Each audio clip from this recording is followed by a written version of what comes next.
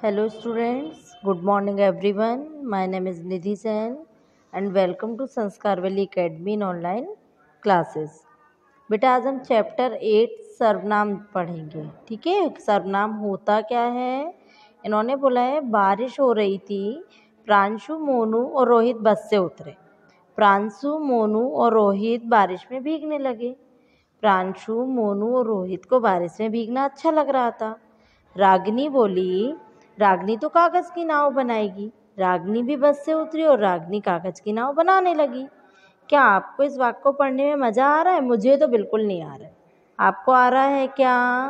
बिल्कुल नहीं आ रहा है। क्यों नहीं आ रहा है? क्योंकि यहाँ पे मैम एक ही शब्द को इन्होंने बहुत बार बोला है। अगर आप बोलते हो कि निधि मैम ने मुझे पढ़ाया, फिर निधि मैम ने लंच किया, फिर निधि मैम ने मुझे पनिशमेंट किया, फिर निधि मैम दूसरी क्लास में गई, फिर निधि मैम ने वहाँ पर अपनी क्लास ली, फिर निधि मैम की छुट्टी हो गई, निधि मैम घर चली गई, क्या अच्छा लगा वाक्य? नहीं लगा।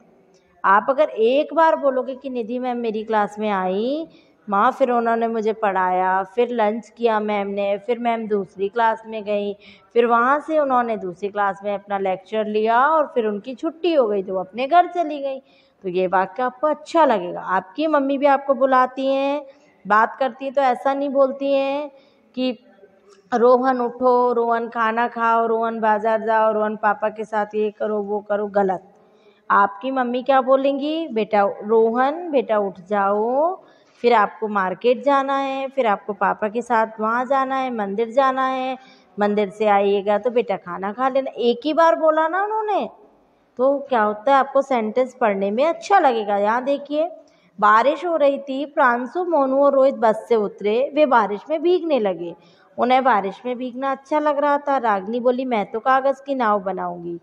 वह भी बस से उतरी और कागज़ की नाव बनाने लगी। तो हमने क्या, उपयुक्त वाक्य को पढ़ने में हमें इसलिए मज़ा आया कि उन्हें वे और शब्दों ने लड़कों एवं लड़की के नाम की जगह आकर भाषा को रोचक बना दिया। तो व्याकरण में इन शब्दों को हम सर्वनाम कहते हैं। ठीक है, कागज़ की नाव बनाने लगी। तो क्या अब आपको सेंटेंस वाक्य पढ़ने में मज़ा आया होगा, क्योंकि इसमें हमने क्या किया है, संज्ञा शब्दों के स्थान पर कुछ ऐसे शब्द प्रयोग किए हैं जिसके कारण हमारी भाषा काफ़ी रोचक बन गई है। तो इसी को हम कहते हैं सर्वनाम। संज्ञा के स्थान पर प्रयोग किए जाने वाले शब्दों को हम सर्वनाम कहते हैं। सर्वनाम का शाब्दिक अर्थ क्या है? सबका नाम। मैं, तुम, वह, वे, हम, हमारा, यह, वह आदि, ये हमारे क्या है, सर्वनाम के एग्जाम्पल, उदाहरण है। सर्वनाम के कितने भेद होते हैं? सर्वनाम के 6 भेद होते हैं। पुरुषवाचक सर्वनाम, निश्चयवाचक सर्वनाम, अनिश्चयवाचक सर्वनाम, संबंधवाचक सर्वनाम, प्रश्नवाचक सर्वनाम और निजवाचक सर्वनाम।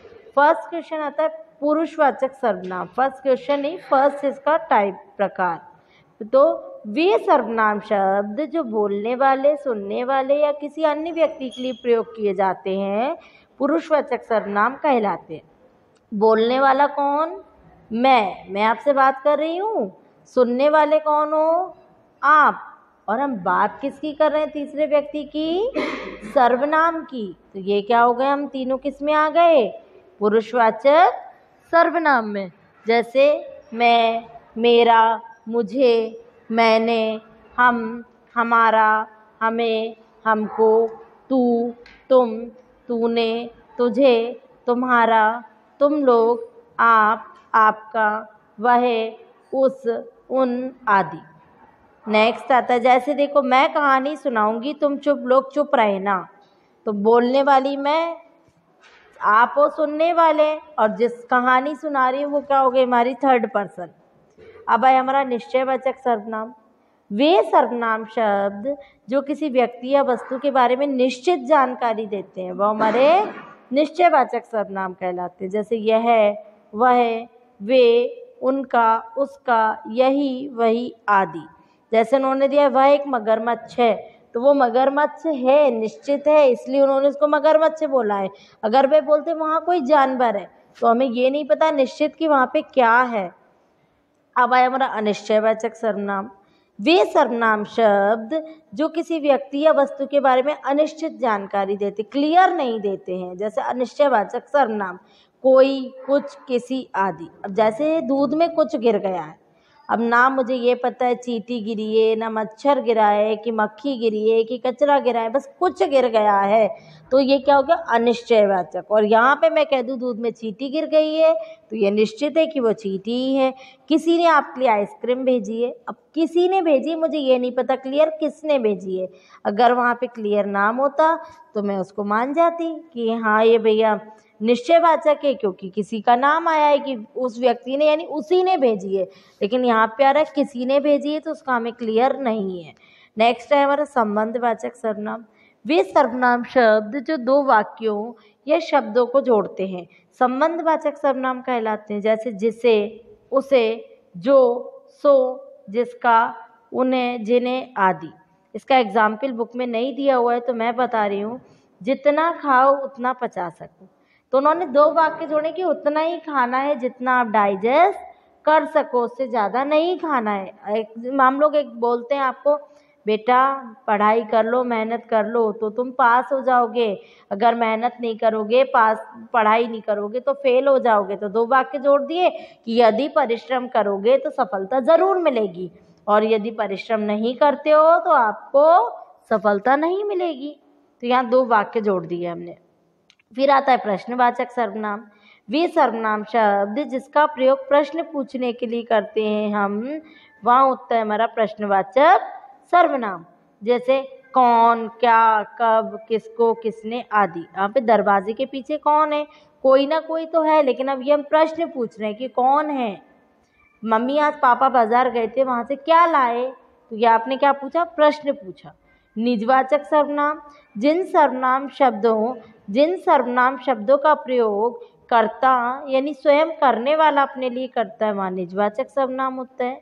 जैसे स्वयं, अपने आप, खुद आदि। जहाँ पे अपना काम स्वयं करो, मैं अपने आप चाय बना लूँगा, मैं अपने आप ही कोलकाता चली जाऊँगी। अब यहाँ पे आइए आपके क्वेश्चन आंसर बेटा, ये मैंने लिख दिए हैं।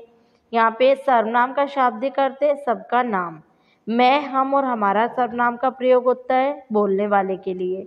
संबंधवाचक सर्वनाम है उसे, जिसे, जिन्हें। यहाँ पे देखिए, यहाँ पे हीना शब्द बार बार आ रहा है, उसकी जगह हमको सर्वनाम का प्रयोग करना है, ये मैंने कर दिया है। प्रत्येक वाक्य में दो दो सर्वनाम होने चाहिए, जिसने, उसने। जिसने चाहा उसने बुला लिया। वह मेरे लिए घड़ी लाया था। आप किसके, राम आप किसके बेटे हैं। यहाँ पे सर्वनाम चुनकर लिखना है। अच्छा तो वही आएगा, इसमें क्या सर्वनाम है, वही। कल शायद कोई आएगा, कोई। जो आएगा वह मिठाई लाएगा, जो, वह। चित्र के आधार पर सर्वनाम भरना है। यहाँ पे क्वेश्चन आंसर दिए हुए हैं, वो आपको अपनी हिंदी लैंग्वेज की कॉपी पर राइट करना है एंड एक्सरसाइज बुक से ही फिल करना है। ओके बेटा, समझ में आ गया, थैंक यू।